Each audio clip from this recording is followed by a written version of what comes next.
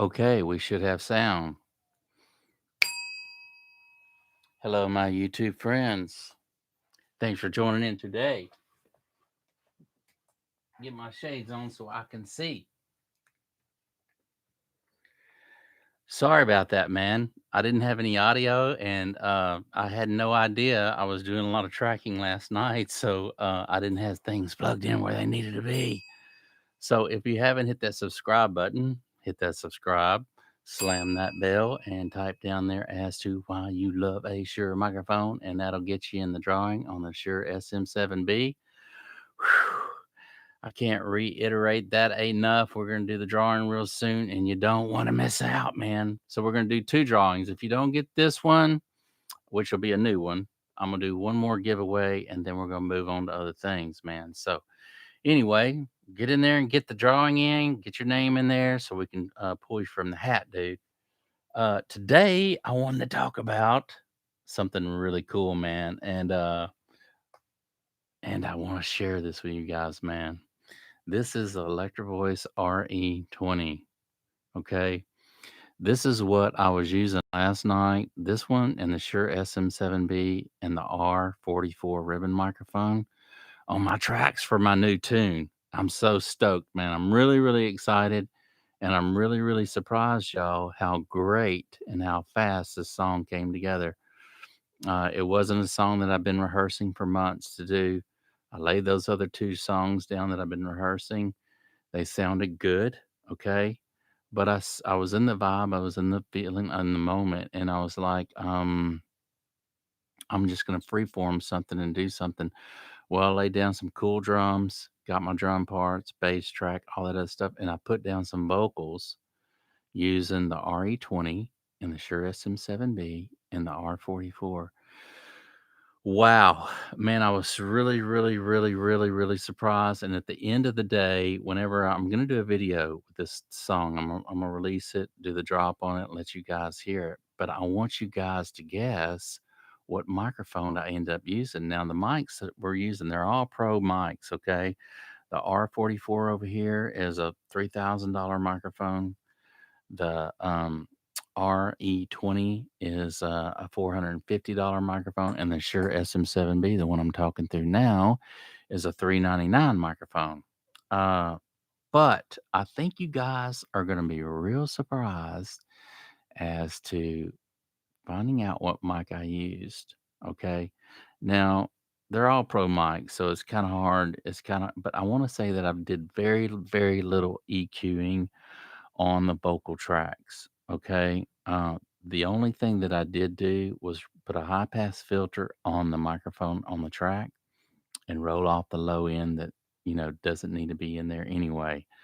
But I don't know. I'm really, really excited about this mic. I wanted to talk about this mic. Okay. Just simply because when I was singing through it last night, y'all, I'm really, really impressed with how well it's set in the mix. This microphone is known, y'all. You know, uh, if you don't know, do the research, okay? But this microphone came out in 1968, okay, and is still the number one, not number two, the number one microphone in your broadcast radio stations, announcers, and whatnot. Now, I'm not knocking the Shure SM7B by no means, okay? It's a beauty and it is a jewel for sure. Okay. But when I was doing the tracks last night, I'd sing a line, I'd do a verse, do a take through this.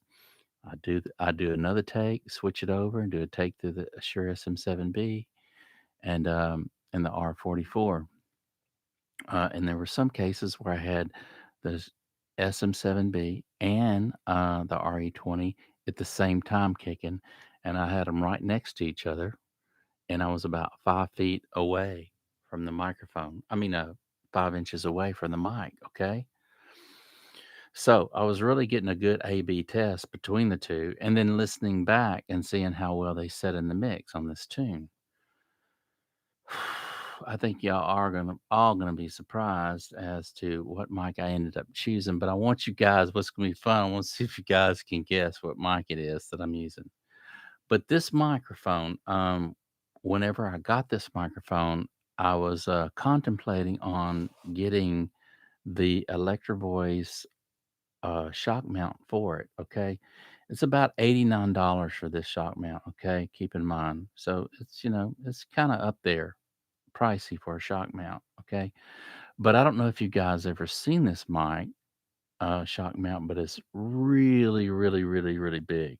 I mean, it really looks like a monster and very dated compared to this microphone. This microphone looks like something futuristic that just dropped down from another dimension, way ahead of its time. And to know that it's still in every major studio. But I wanted to brag on this mic because of the fact that this microphone is just known pretty much big time for its broadcast applications. Okay? Broadcast. But y'all, if you don't have this microphone in your studio and you plan on doing vocal tracks with it, now keep in mind it sounds good on kick drum, toms, and other instruments. But if this ain't just a broadcast microphone, man, this baby really sings doing vocal tracks. And if you have vocalists that aren't really, really pure in their singing and really doesn't have the best purity in their voice, the dynamic microphones seem to work way better for people like this, just simply because number one, it sets really, really well in the mix and pops in the mix. Okay. And two, it kind of covers up all those little flaws that probably doesn't need to be heard anyway.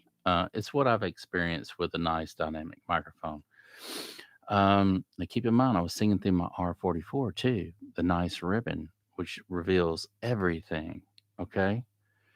So, but this microphone, so when I was contemplating on getting that shock mount, I was like, man, I'm really in a small space here, especially for my podcast and stuff like that. Now I can break away in the studio and but everything's kind of set up right here for you guys in this little corner, this little niche to do my broadcasting. So it makes it really easy for me to just hit record and be on air. But the RE-20, the mic cable comes out the back, okay, which adds another couple inches. Keep in mind, I used a monster cable, Pro 1000, so my cable is really, really thick. Okay, it's a nice thickness to the cable. Um, so it brings the mic's about 8 inches, so it brings another 4 inches or so out with the cable, and then I was going to have to deal with the big shock mount in this little space. I'm moving my hands. Trying to communicate with you guys. I do that a lot with my hands. So, um, you know, uh, I need something with a smaller space. Now, the Shure SM7B, the mic cable goes up the top of the shaft. Okay. Which makes it really easy for me in this small area to do my podcasting in. Okay. So I said, man, there's got to be another way to have a shock mount for the RE-20 without having that monster shock mount. And so this is an aftermarket shock mount. It actually goes to the MXL microphone, like the 990 or something like that.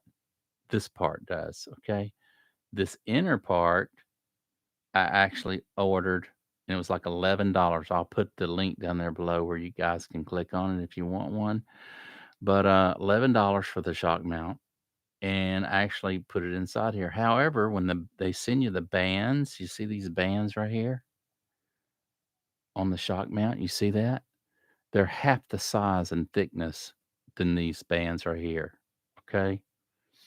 But I want to say that what I did was I went down to the craft store and I bought 11 foot of this stuff. You see it? 11 foot of it for $3. It was three something, 369 or something like that. Okay. And I cut it to size as the same length as the other bands that came with it. And I stitched it together, the two ends. But first I put on I put this heat shrinking stuff that you can get. You can get it on Amazon or wherever, but I want to show you what it looks like in case you don't know what it looks like. It looks like this, okay?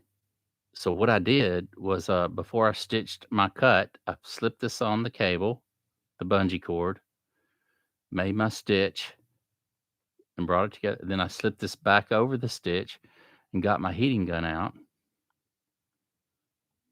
and, heated that up, and it shrank right to it, and looks like I bought it. It looks like I bought these, bands, but, there's the seam right here, here, and here. You can see where I stitched it and put the heat shrink on there. But it almost looks store-bought, man, if not store-bought. Look at that. So, it really doubled it up, the bands, the thickness, and it's solid in there now, man. It doesn't bounce around. Okay, so I took it a step further, man. I was like, "Okay, I went this far, man. I really want something aesthetically that's gonna look close to the microphone and not look like, something, that doesn't belong on the microphone." And so I thought, "Well, man, if I painted or find a color that's close to, the microphone and paint the shock mount the same color, then it looks like it belongs together, right?" So, I did. I found some paint. It's pretty close. It's not the exact same color, but it's a little darker in shade. But, as you guys can see, it don't look bad. Keep in mind when you order this piece, it's all black. So it really looked like, it really looked like a tag or something on the microphone when it was all black. Okay, so I knew that if I painted it, close to the same color, it would look like one piece. And man, dude, it really turned out nice. I put 3 coats on there. I'm gonna put the link down there below too, so, on the Rust-Oleum paint in case you wanna, order one of these shock mounts. I'm gonna put a link in there. Order the paint, put a link in there. That way, if you wanna soup up and do, one of your shock mounts for your RE-20, you got it, man. You got it. And it just really looks good, y'all. It turned out really, really nice. And so if you have an RE-20 in your studio, great, soup it up, get this shock mount, soup it up, make it look tricked in your studio. It kinda looks army, doesn't it? Kinda looks like, something you see in the military. I don't know, way ahead of its time, man.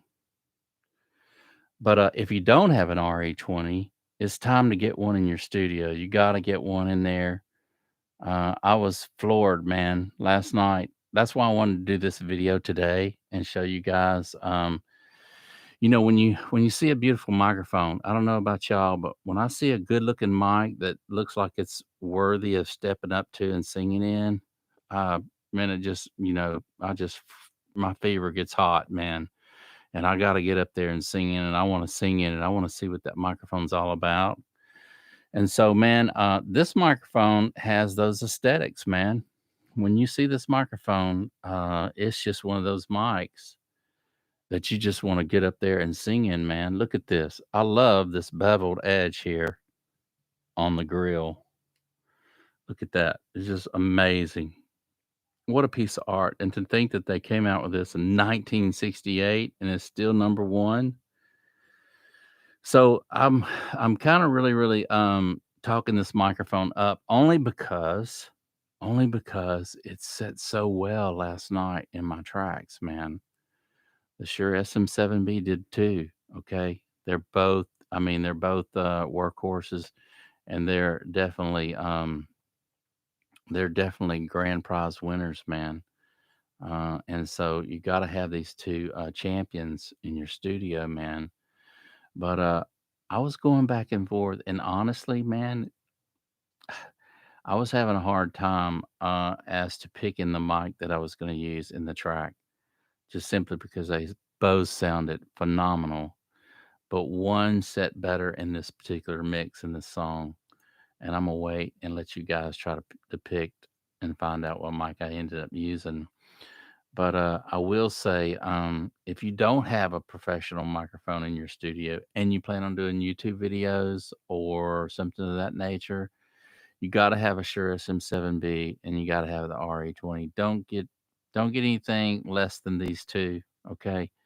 These are the 2 runner-ups, man, that the pros are using and have been using. There's no guessing as to because I think Electro-Voice has another one out that's a little cheaper than this one, and so does the Shure SM7B. It has another one out that's a little cheaper for podcasts.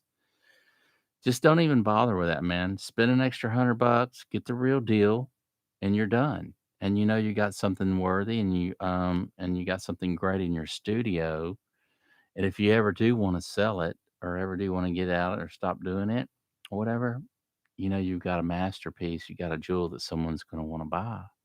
Okay, it's not like you're trying to sell something that isn't worthy of even selling, or that someone's never heard of. So go ahead and buy once, man, with no regrets. And or my dad used to say, "Pay me later." So anyway, I wanted to keep it short tonight. That's my brother calling in, and we have the air conditioner guy here coming. So I'm gonna have to let you go, man. But thank you guys so much for joining in today. And I'll be doing another video real soon, maybe tonight. I don't know. We'll see. But thank you again. We'll see you later.